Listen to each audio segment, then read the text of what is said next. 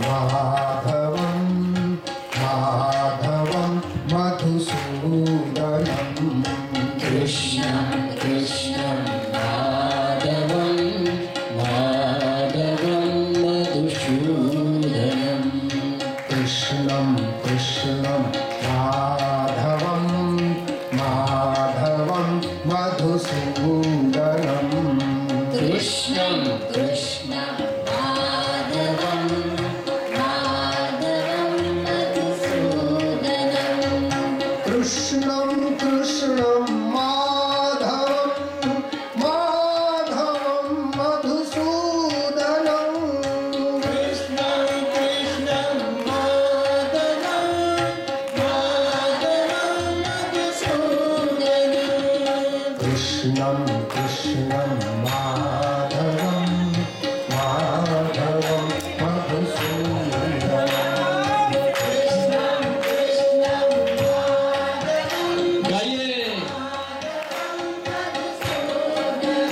ચિંતન કરે સમય વ્યતીત થતા થતા એક સંતાન આવ્યું. કૌશલે સમાચાર મળ્યા, જેમ નાળિયેર વધેરે તેમ વધેરવા લાગ્યો. છ સંતાનોને નાશ કર્યો અને દેવકી માએ સહન કર્યું, કારણ કે મારે ત્યાં કૃષ્ણ પધારવાના છે, માટે દેવકી માં સહન કરી લે છે. ભગવાન એમને એમ નથી અવતરતા. જ્યારે દેવકી જેવી માં હોય ને તો પ્રભુ આજે આવવા માટે તૈયાર હોય છે.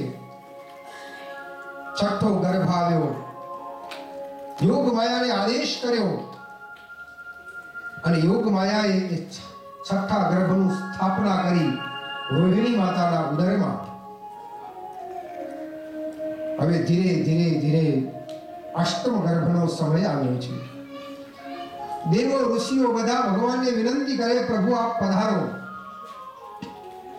સ્તુતિ કરી છે બ્રહ્માજીએ, સત્યવ્રતં સત્યપરં ત્રિસત્યં સત્યસ્ય યોનિમ શાંતિ રાખો ભાઈ પ્લીઝ. નિહિतं ચ સત્યે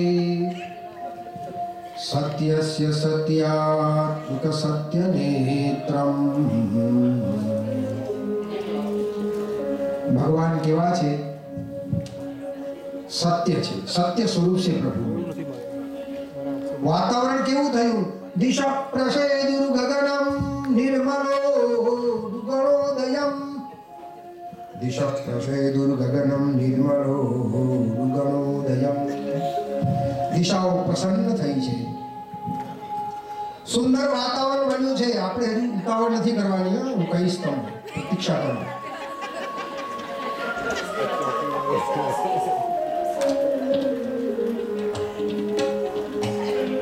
દેવો, ગંધર્વો, કિન્નરો બધા જ પુષ્પો લઈને ઊભા છે. રાત્રિનો સમય થયો છે, 12 વાગ્યાનો સમય છે. 12 વાગે અગ્નિ શાંત હોય, પણ આજે કૃષ્ણ પધારવાના છે એટલે સ્વયં અગ્નિઓ પ્રજ્વલિત થયા. રાત્રિના 12 વાગે બધા ઋષિઓ શયન કરતા હોય, પણ વેદ ઘોષ થવા લાગ્યા. 4 વેદ નારાયણો આવ્યા છે અને વેદ પાઠનો પ્રારંભ કર્યો છે. રાત્રિના સમયે પક્ષીઓ શયન કરી રહ્યા હોય, પણ આજે ભગવાન પ્રભુ પધારવાના છે એટલે તમામ પક્ષીઓ જાગૃત છે. કૃષ્ણના દર્શન કરવા માટે બધા લાલાયિત બન્યા છે. રાત્રિના સમયે નદીઓના જળ શાંત હોય, પણ આજે મારા કૃષ્ણ આવવાના એટલે બધી નદીઓ કૃષ્ણના દર્શન માટે ઉછળવા લાગી છે. સરોવરો શાંત હોય, કમળ રાત્રે ભીડાઈ ગયા હોય, પણ કૃષ્ણ પધારવાના છે. કૃષ્ણના દર્શન માટે કમળ ખીલવા લાગ્યા છે. ગંધર્વો ગાન કરે, કિન્નરો ગાન કરે, અપ્સરાઓ નૃત્ય કરે. થોડું ઓછું.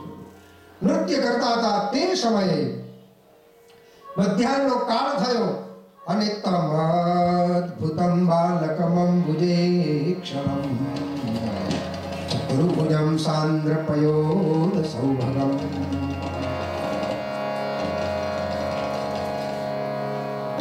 ભગવાન કેવા છે? અદ્ભુતમ બાલકમ.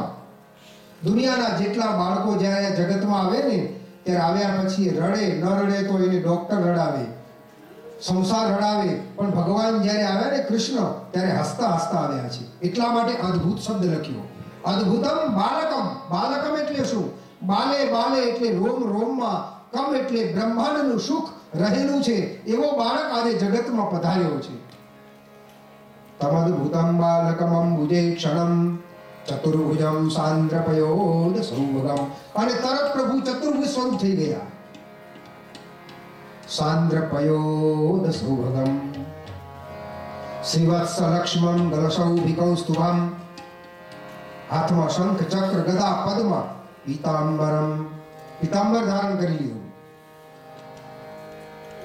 એટલે તરત જ દેવકી માં કહે કૃષ્ણ ચતુર્ભુજ સ્વરૂપે નહીં, પ્રભુ આપને પધારવું હોય તો આપ નાના બાળક બની જાઓ. મને તો વાત્સલ્ય રસ જોઈએ, મારે તો હવે બીજો કોઈ રસ ન જોઈએ.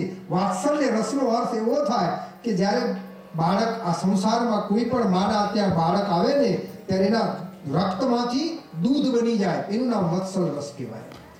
માને જ્યારે પ્રેમ જાગે બાળક માટે ત્યારે એનું રક્ત હોય દૂધમાં પરિણત થઈ જાય. પ્રભુ આપ ચતુર્ભુજ સ્વરૂપે નહીં, આપ નાના બાળક બનો.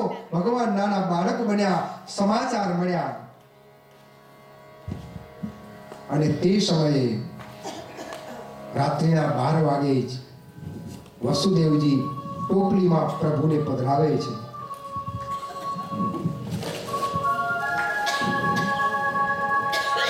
ભગવાનને લઈને વસુદેવજી જઈ રહ્યા છે.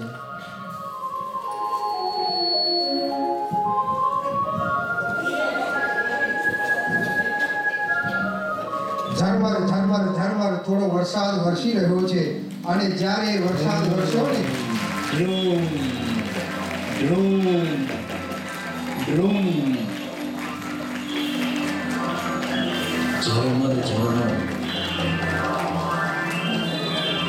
આ વરસાદ વરસ્યો ત્યારે શેષ નાગને થયું કે લાવો મારા નાથ ઉપર હું છત્ર બની જાઉં. અને શેષ નાગ છત્ર બની ગયો. યમુના મહારાણી ઉછળવા લાગ્યા. મારા નાથ પધાર્યા, મને ચરણ સ્પર્શ કરવા છે, મારા બાલકૃષ્ણના ચરણ સ્પર્શ કરું. યમુનાજી ઉછળે છે. પ્રભુએ પોતાનો ચરણ બાર પધરાવ્યો. જેવો ચરણ બાર પધરાવ્યો તે જ સમયે હજુ વાર છે મીનાબેન પ્લીઝ, હજુ વાર છે. આપણે ઓલું ચાલુ કરીએ, અત્યારે કોઈ આપીએ નહીં.